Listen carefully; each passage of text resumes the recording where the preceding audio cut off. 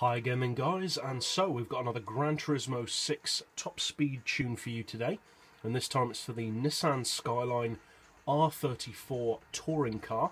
So you want your racing soft tyres as usual.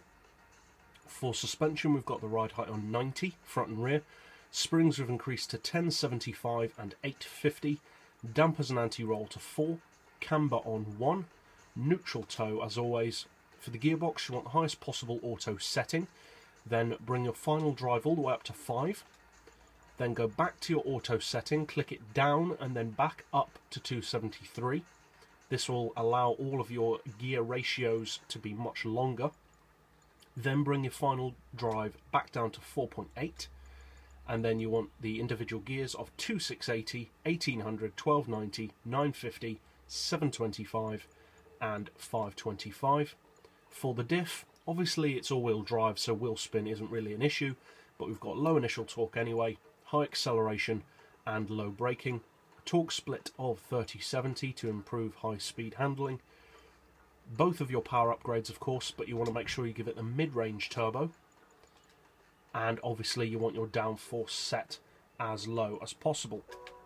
Traction control is, of course, turned off as always.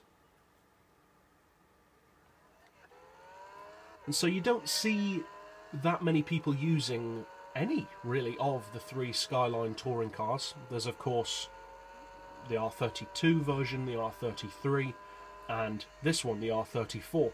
All three cars are actually very, very good track cars, primarily because of the price, because they are among the quickest of touring cars in the game, although technically all three cars don't exist. They're made up.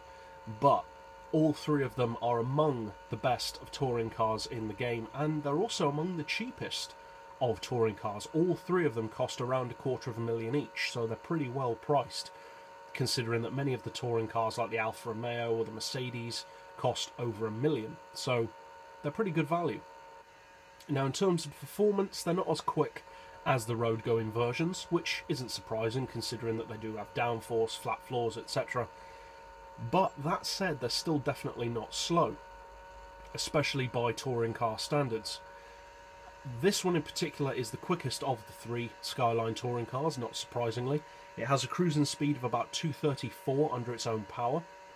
And as you can see, you've got around 1500 for sure, maybe a little bit more RPMs worth of draft potential. So you should be able to quite easily slipstream this car up around the 280, 290 region, which, again, for a touring car, is very impressive. I don't think that many people will probably use this for those kind of drafting speeds, but if you do need it to do that, it's certainly capable of it. And with this gear setup anyway, it's pretty good for top speed on most tracks as well, so it's kind of a multi-purpose gear setup tune. So it's got the draft potential if you need it, but it's also really fast on its own anyway. Handling-wise, unsurprisingly, it's very good. The Skyline's great handling anyway, so a racing version's never going to be bad. And if you haven't bought any of these three Skyline touring cars, I would recommend that you give at least one of them a shot, because all three of them are really, really good cars. So for those of you guys who do own this car and plan to use this tune, I hope you find it helpful and competitive.